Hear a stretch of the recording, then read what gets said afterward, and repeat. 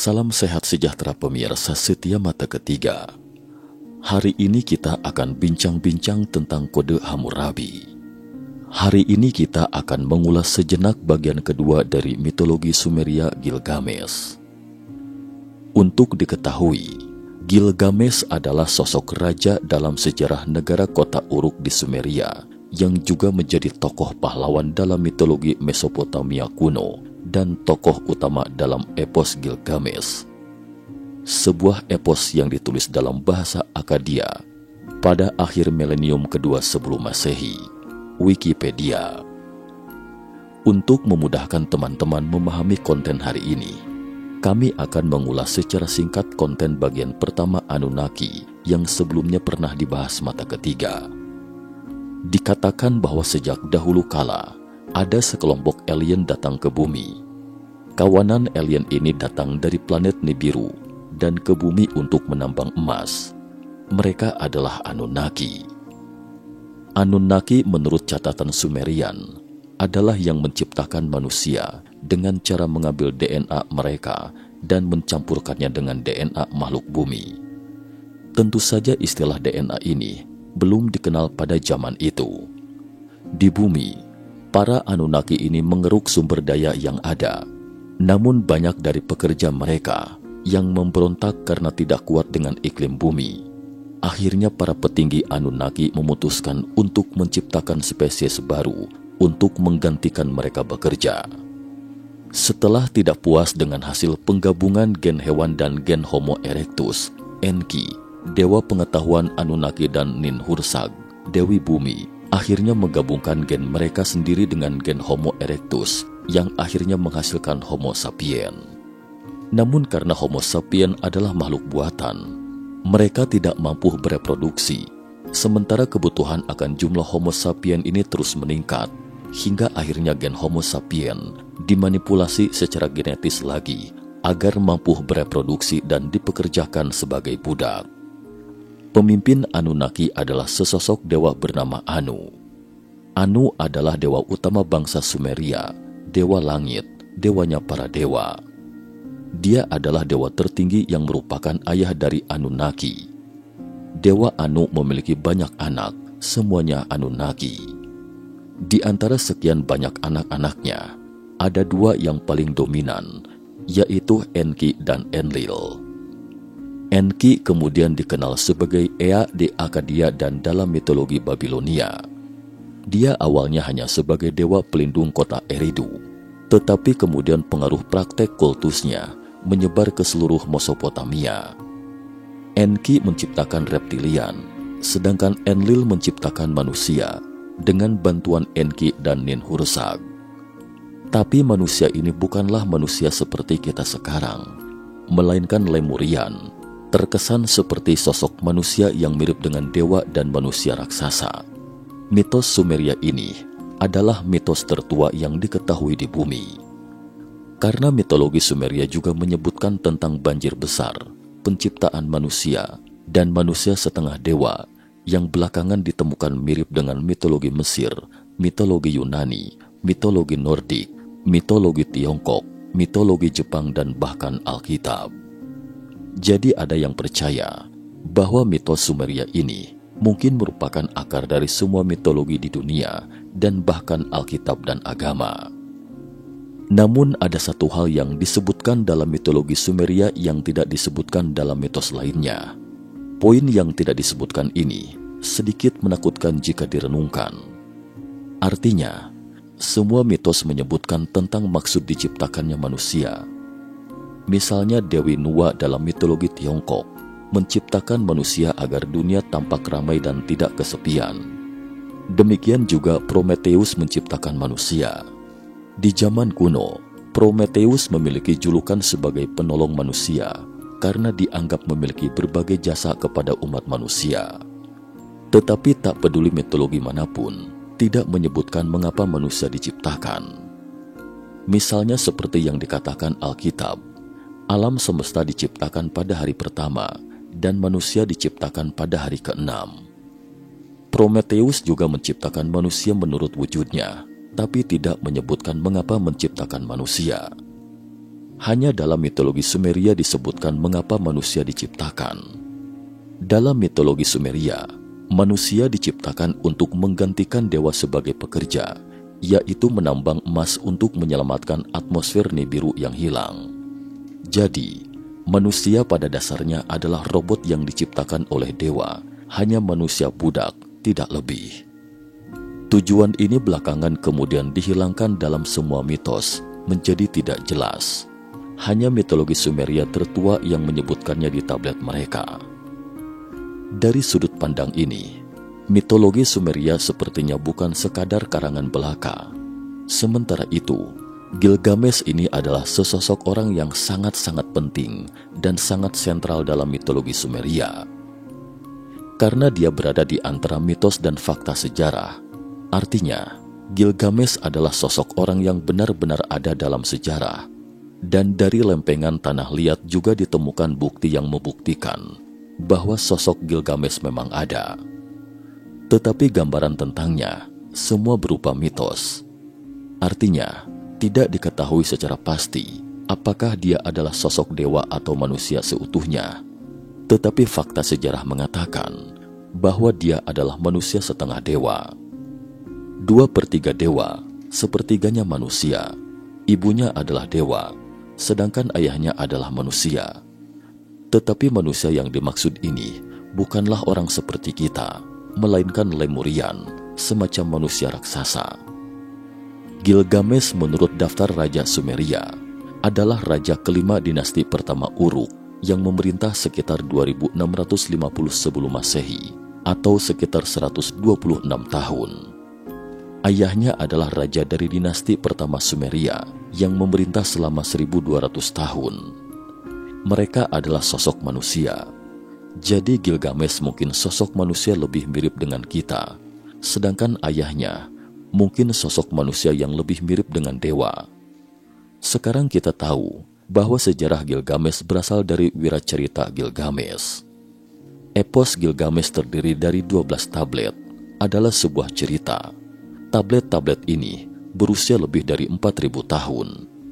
Namun itu sebenarnya bukan versi asli dari epos Gilgamesh. Sekarang ditemukan bahwa lempengan tanah liat ini adalah salinan dari 4.000 tahun yang lalu, sementara salinan aslinya tidak diketahui. Sejauh ini juga belum ditemukan. Versi asli ini mungkin berusia lebih dari 6.000 tahun. Menurut catatan, Gilgamesh adalah raja kota kuno Uruk dalam peradaban Sumeria. Meskipun disebut kota kuno, tapi sebenarnya itu adalah sebuah negara. Pada saat itu, kota adalah sebuah negara. Situs kota kuno Uruk juga telah ditemukan berada di Irak Selatan. Benda-benda di dalamnya berusia lebih dari 6.000 tahun, adalah sebuah negara terbesar di dunia pada waktu itu dan sebuah kota pusat peradaban Sumeria. Menurut legenda, ibu Gilgamesh adalah Ninsun, yang kadang-kadang dinamakan Ramat Ninsun, seorang dewi. Yang membingungkan, kisahnya menggambarkan bahwa Gilgamesh 2/3 dewa dan sepertiganya manusia. Dia memiliki kekuatan dan kecerdasan dewa, tetapi tidak memiliki usia seperti dewa. Belakangan kemudian dikatakan bahwa Gilgamesh adalah seorang manusia raksasa dengan paras yang tampan dan memiliki kekuatan, kecerdasan serta kecepatan dewa. Jadi Gilgamesh adalah wujud yang sempurna. Tapi bagaimanapun juga, dia bukan dewa, jadi tidak punya kedudukan di dunia dewa. Namun untuk mendapatkan penegasan para dewa, Gilgamesh berusaha keras mengembangkan peradaban Sumeria melalui upaya kerasnya sendiri untuk membuktikan kemampuannya. Jadi dia bekerja sangat keras setiap hari dan meminta rakyatnya untuk melakukan hal yang sama. Tetapi bagaimanapun juga, rakyatnya itu bukanlah manusia setengah dewa dan tidak memiliki kekuatan, kecepatan, serta kecerdasan layaknya dewa, sehingga mereka menjalani hidup yang keras. Jika mereka tidak dapat memenuhi persyaratan Gilgamesh, mereka akan dihukum. Jadi di mata rakyat jelata, Gilgamesh adalah seorang tiran atau penguasa lalim. Rakyatnya kemudian berdoa setiap hari berharap para dewa menjatuhkan hukuman kepada Gilgamesh. Setelah mendengar keluhan itu, Dewa Anu kemudian memutuskan untuk menghukum Gilgamesh. Bagaimana cara menghukumnya? Dewa Anu menciptakan sesosok manusia liar bernama Enkidu. Enkidu adalah semacam lemurian, yaitu manusia raksasa yang bengis. Sosok Enkidu ini biasanya hidup bersama dengan binatang buas, bengis dan kejam. Anu memintanya untuk menghentikan tirani Gilgamesh. Gilgamesh juga sedikit takut ketika mendengar bahwa para dewa akan mengirim manusia liar untuk menghadapinya. Bagaimanapun, Enkidu adalah sesosok manusia raksasa atau monster yang diciptakan langsung oleh Anu yang memiliki kekuatan dewa, sementara Gilgamesh adalah manusia setengah dewa. Meskipun dia mewarisi kekuatan dewa, tapi raganya tetaplah fisik manusia, kemungkinan tidak mampu mengalahkan Enkidu. Selain itu, Enkidu yang tidak memiliki sifat kemanusiaan, kejam dan bengis, tidak akan pernah tersentuh dengan bujuk rayu. Ada kemungkinan Gilgamesh akan dibunuhnya. Untuk mengatasi Enkidu yang bengis itu, Gilgamesh pun mendapatkan sebuah ide. Dia mempersembahkan seorang wanita cantik untuk Enkidu. Dan tak disangka, meskipun Enkidu ini adalah monster liar, tapi setelah melihat kecantikan wanita itu, perasaannya pun seketika tergugah dan tiba-tiba saja memiliki sifat kemanusiaan. Meskipun Enkidu tergugah, tapi dia tidak lupa dengan misinya untuk melenyapkan Gilgamesh. Kemudian dia mencari Gilgamesh dan keduanya mulai bertarung. Karena keduanya adalah sosok manusia raksasa yang memiliki kekuatan sangat besar, sehingga pertarungan keduanya berlangsung sengit. Di tengah pertarungan itu, untuk pertama kalinya Enkidu merasakan kenikmatan yang tak terkira. Dia dulunya adalah monster buas, tidak pernah berhubungan dengan makhluk lain. Namun setelah bertarung dengan Gilgamesh, dia tiba-tiba merasa sangat senang, hingga akhirnya dia merasa tersentuh oleh Gilgamesh. Keduanya kemudian menjadi teman baik. Plot ini sekilas terkesan tidak ada bedanya dengan film laga yang pernah kita saksikan.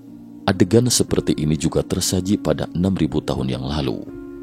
Belakangan kemudian, Enkidu tinggal bersama Gilgamesh dan membantunya membangun kota kuno Uruk. Belakangan di bawah kepemimpinan Gilgamesh, kota Uruk terus berkembang maju dan tumbuh pesat. Namun pembangunan kota membutuhkan banyak bahan bangunan. Dan bahan bangunan terpenting saat itu adalah kayu. Sementara mereka tidak punya material seperti itu. Mereka memiliki tanah liat yang melimpah, tetapi kayu sangat sedikit. Kebetulan di sisi kota mereka ada hutan perawan yang banyak ditumbuhi pohon cedar. Mereka berencana pergi ke hutan cedar untuk mengambil kayu. Tapi ternyata ada penjaga di hutan ini yang juga dewa bernama Humbaba. Sosok Humbaba ini terlihat seperti Chi Lin, yaitu semacam makhluk mitologis yang terdapat dalam legenda-legenda di berbagai negara di Asia Timur. Dikatakan Humbaba memiliki moncong seperti naga, mukanya seperti singa, kepalanya bertanduk, dan sisik di tubuhnya, ekor ular dan cakar elang. Humbaba ini adalah anaknya Dewa Anu, seangkatan dengan Enki dan Enlil. Jadi Humbaba adalah dewa yang sangat hebat. Enlil lah yang mengirimnya untuk melindungi hutan alam ini. Jadi di atas kertas, tidak mungkin Gilgamesh mampu mengalahkan Humbaba. Tetapi pembangunan kota membutuhkan kayu di hutan ini. Jadi Gilgamesh bekerja sama dengan Enkidu untuk membunuh Humbaba ini. Setelah membunuhnya, perkembangan kota Uruk ini semakin cepat. Dan pada saat demikian, rakyat kota Uruk, orang-orang Sumeria, lambat laun mulai mendukung Gilgamesh. Mereka menemukan ternyata sosok orang ini bukan seorang tiran, tetapi seorang pria yang murni bekerja keras untuk membangun seluruh negeri. Kemudian pembunuhan Humbaba oleh Gilgamesh ini kemudian diketahui oleh Dewi Ishtar atau Inanna dalam bahasa Akkadia. Inanna adalah putri Dewa Anu, dewa cinta dan perang. Belakangan dalam mitologi Yunani dikenal sebagai Athena. Dalam mitologi Sumeria, dikenal sebagai Dewi Inanna atau Ishtar. Inanna menyukai Gilgamesh ketika dia melihat sosok Gilgamesh yang tampan dan bisa mengalahkan dewa, juga sangat cerdas. Kemudian Inanna mendatanginya dan meminta Gilgamesh menjadi pasangannya. Tapi Gilgamesh menolaknya. Kenapa? Karena Inanna ini memiliki reputasi yang buruk. Dia selalu menggoda para dewa dan terlena dalam pelukan siapapun yang dia suka. Karena merasa statusnya sebagai putri Dewa Anu, tidak ada yang berani menolaknya. Tapi Gilgamesh menolaknya, sehingga membuat Inanna sangat kesal dan marah, dan mengadu ke Dewa Anu, ayahnya, bahwa ada orang yang berani menolaknya dan memandang sebelah mata pada dewa. Inanna meminta Dewa Anu, ayahnya, untuk menghukum Gilgamesh. Dewa Anu sangat marah ketika mendengar laporan putrinya, apalagi Gilgamesh juga telah berhasil menaklukkan Enkidu yang dikirim sebelumnya. Jadi kali ini Dewa Anu memutuskan untuk mengirim sesosok monster yang lebih sakti. Monster ini adalah Gugalana, yaitu banteng surgawi. Gugalana adalah binatang paling sakti di dunia Anunnaki. Gugalana ini dikirim ke bumi untuk melenyapkan Gilgamesh. Sementara itu, Gilgamesh dan Enkidu kembali bekerja sama untuk membunuh Gugalana. Ketika mereka sedang bertarung, Inanna berdiri di langit dan menyaksikan pertarungan itu. Dia ingin melihat bagaimana banteng surgawi ini membunuh Gilgamesh. Tak disangka, Gulana ini justru berhasil dibunuh Gilgamesh. Mungkin tidak masalah jika banteng surgawi Gugalana terbunuh, tapi masalahnya, Enkidu bahkan memotong paha kanan Gugalana. Dan seakan sengaja memprovokasi, Enkidu menunjukkan potongan paha kanan Gugalana sambil diayun-ayunkan di depan mata Inanna. Kali ini benar-benar membuat marah para dewa, karena Gugalana adalah banteng surgawi. Membunuh Gugalana sama dengan membunuh Dewa Anu, adalah dosa yang tak terampunkan. Jadi para dewa segera mengadakan pertemuan untuk membahas apa yang harus dilakukan dengan dua sosok manusia ini, Gilgamesh dan Enkidu. Para dewa kemudian memutuskan melalui voting, salah satu dari mereka harus mati, karena para dewa berpikir bahwa gabungan dua orang ini dapat mengalahkan para dewa. Para dewa takut peristiwa ini akan tersebar luas. Begitu menyebar, manusia akan tahu dan bergumam, "Oh, ternyata para dewa juga bisa dikalahkan manusia selama kita bersatu. Para dewa tetap saja bisa kita kalahkan." Jadi para dewa merasa bahwa salah satu dari keduanya harus dilenyapkan. Lalu, siapa yang akan dilenyapkan? Para dewa melakukan voting. Pada awalnya, mereka mengatakan bahwa Gilgamesh lah yang harus dilenyapkan. Tetapi ada satu dewa yang tidak setuju, yaitu Samas, dewa Mesopotamia dan dewa matahari dalam dewata Akadia, Assyria dan Babylon, serta dewa keadilan dalam Babylon dan Assyria. Menurut dewa Samas, Gilgamesh tidak boleh dilenyapkan, sebaiknya Enkidu yang dimusnahkan. Mengapa? Karena Enkidu adalah makhluk liar, sedangkan Gilgamesh adalah raja atas manusia. Membunuh rajanya manusia pasti akan membuat manusia memberontak. Lain halnya jika membunuh sesosok makhluk liar dan tak beradab. Apalagi Gilgamesh adalah manusia setengah dewa, memiliki separuh keturunan dewa, sedangkan Enkidu hanyalah sebuah ciptaan. Hingga akhirnya, para dewa merasa perkataan Samas ada benarnya juga. Jadi kutukan ditujukan pada Enkidu dan tewas di tempat. Jika memang bisa mati secepat itu, lalu untuk sebelumnya mengirim monster untuk melaksanakan tugas itu. Pada awalnya, dewa mengirim monster Enkidu untuk menunjukkan kewibawaan dewa. Jadi jelas tidak sama dengan membinasakan dengan cara kutukan. Kematian Enkidu merupakan pukulan besar bagi Gilgamesh. Di satu sisi karena kehilangan sahabatnya, di sisi lain Gilgamesh sendiri menyadari bahwa dia kemungkinan besar akan mati juga seperti Enkidu. Karena itu, dia sangat takut mati, terjebak dalam ketakutan yang mendalam akan kematian. Karena tidak ingin mati, Gilgamesh memutuskan untuk mencari cara agar tidak mati, Jadi bagaimana caranya agar tidak mati? Terlintas dalam benaknya tentang seseorang. Orang yang dimaksud ini adalah nenek moyang manusia. Namanya Utnapishtim. Mungkin sebagian besar teman-teman ada yang belum pernah mendengar nama ini, tetapi setidaknya pasti pernah mendengar kisahnya. Dikatakan bahwa dia membangun kapal raksasa bernama Pelindung Kehidupan sebagai persiapan untuk banjir bandang yang dapat melenyapkan seluruh kehidupan yang ada di muka bumi. Seluruh keluarganya juga naik ke kapal dan lolos dari petaka banjir. Dia sebenarnya adalah Nuh di dalam Alkitab, namun dalam mitologi Sumeria dikenal sebagai Utnapishtim. Sampai di sini, ada satu poin yang perlu ditekankan tentang banjir besar dalam mitologi Sumeria.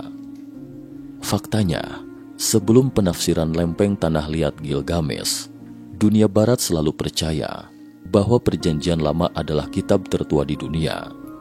Dikatakan bahwa banjir besar berasal dari Perjanjian Lama, tetapi setelah penafsiran tablet Gilgamesh, ditemukan bahwa ternyata sejarah tablet itu telah ada setidaknya 4.000 tahun yang lalu.